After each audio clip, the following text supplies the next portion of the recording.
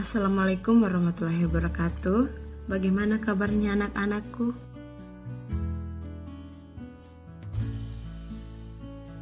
Semoga kita semua tetap dalam keadaan sehat hingga sampai saat ini. Sebelum kita memulai segala sesuatu perlu dilandasi dengan doa dan ucapan syukur kepada Sang Pencipta. Untuk itu saya persilakan kepada ketua kelas untuk memimpin kita di dalam doa.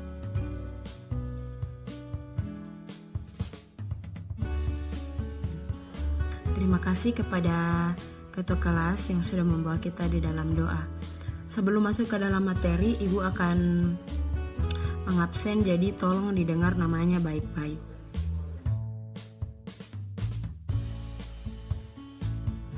Untuk pertemuan kali ini semuanya hadir, Ibu harap kalian lebih semangat dalam mengikuti pelajaran biologi.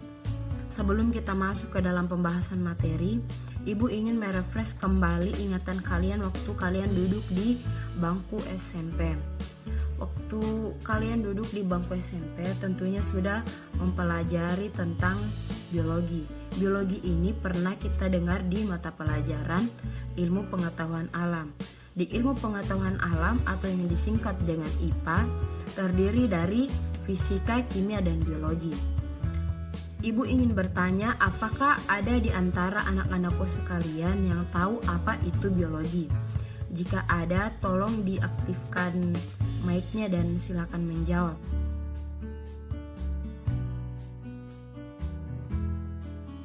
Ya, betul sekali jawabannya. Jadi, biologi terdiri dari dua kata, yaitu bios dan logos. Bios yang artinya hidup dan logos yang artinya pengetahuan. Jadi, biologi adalah ilmu yang mengkaji atau mempelajari tentang makhluk hidup. Baiklah, tujuan pembelajaran kita itu ada 3. Yang pertama, memahami biologi sebagai ilmu, kemudian menentukan macam-macam objek biologi, kemudian yang ketiga itu menentukan tingkat organisasi kehidupan pada biologi. Itu tadi 3 tujuan pembelajaran yang akan kita capai. Untuk selanjutnya, Ibu ingin menampilkan sebuah gambar. Jika kalian tahu, silakan diaktifkan mic-nya.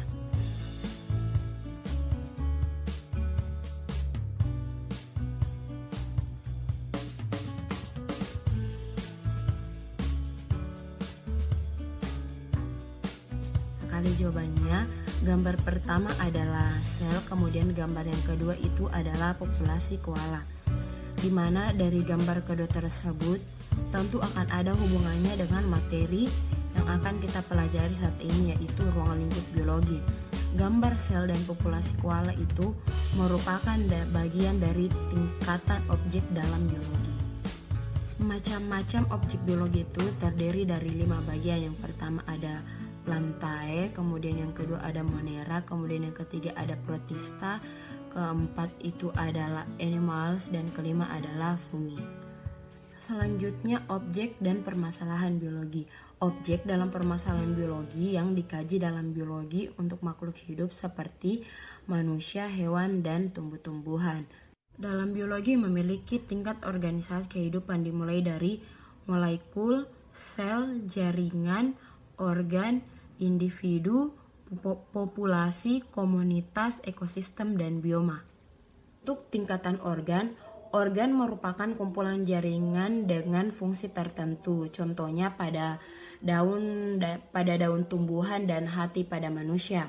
Kemudian untuk tingkatan individunya, di mana individu multiseluler terbentuk dari sistem organ yang saling bekerja sama satu dengan kesatuan. Contohnya itu seperti manusia dan burung kakatua. Untuk selanjutnya itu ada tingkat populasi.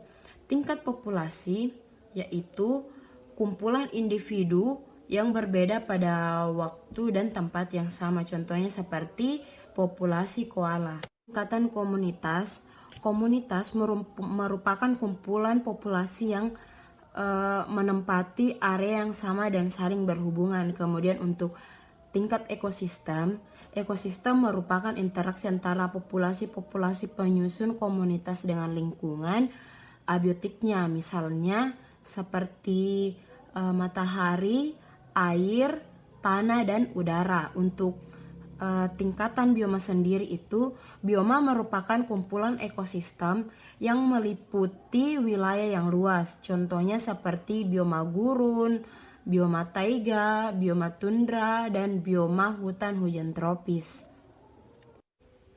Untuk faktor pendukungnya yaitu lingkungan tempat makhluk hidup, ada air, udara, suhu, dan tanah. Dalam cabang-cabang biologi itu terdiri dari beberapa bagian, diantaranya ada morfologi, anatomi, fisiologi, histologi, sitologi, dan genetika. Nah, untuk morfologi itu cabang biologi tentang penampakan atau bentuk luar tubuh makhluk hidup. Kemudian untuk anatomi yaitu cabang biologi tentang struktur dalam tubuh makhluk hidup. Kalau fisiologi itu dia cabang biologi yang membahas tentang fungsi alat tubuh makhluk hidup. Kemudian ada histologi tentang susunan dan fungsi jaringan tubuh makhluk hidup. Kemudian ada sitologi yaitu cabang biologi tentang struktur dan fungsi sel. Kemudian ada genetika yaitu cabang biologi yang mengkaji tentang sifat-sifat keturunan dan seluk-beluknya. Kemudian ada ekologi, yaitu cabang biologi tentang hubungan timbal balik antara makhluk hidup dan lingkungannya. Untuk taksonomi, yaitu cabang biologi tentang pengelompokan makhluk hidup. Kemudian ada zoologi, yaitu cabang biologi tentang dunia hewan. Kemudian ada botani, yaitu cabang biologi tentang tumbuhan. Kemudian ada mikrobiologi yang mengkaji tentang mikroorganisme atau jasad renik. Kemudian ada mikologi yang mempelajari tentang cabang biologi tentang jamur. Kemudian ada bakteriologi yaitu cabang biologi yang mengkaji tentang bakteri. Kemudian ada virologi atau mengkaji tentang virus. Sampai di sini penjelasan saya. Jika anak-anakku sekalian ada yang kurang dipahami atau kurang dimengerti, silakan ditanyakan.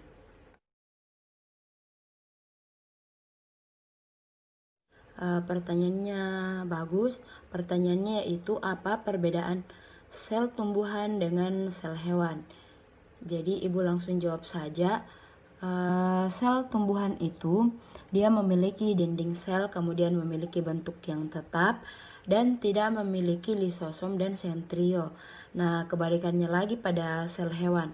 Untuk sel hewan sendiri itu dia tidak memiliki dinding sel, kemudian bentuknya itu berubah-ubah dan memiliki lisosom dan sentrio.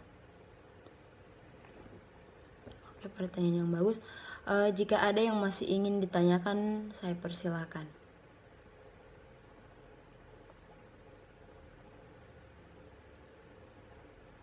Jadi sudah tidak ada yang ingin bertanya.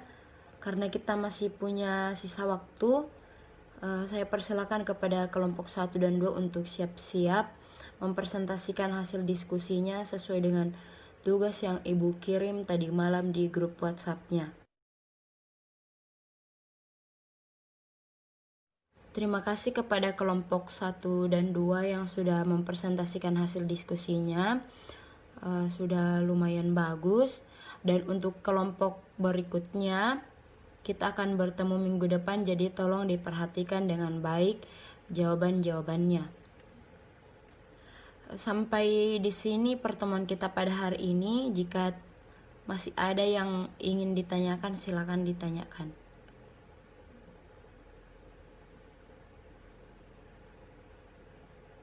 Jika sudah tidak ada yang ingin bertanya, ibu anggap materi kita selesai dan kalian paham dengan baik apa yang ibu berikan. Semoga ilmunya bermanfaat buat kalian semuanya. Terima kasih, ibu tutup. Assalamualaikum warahmatullahi wabarakatuh.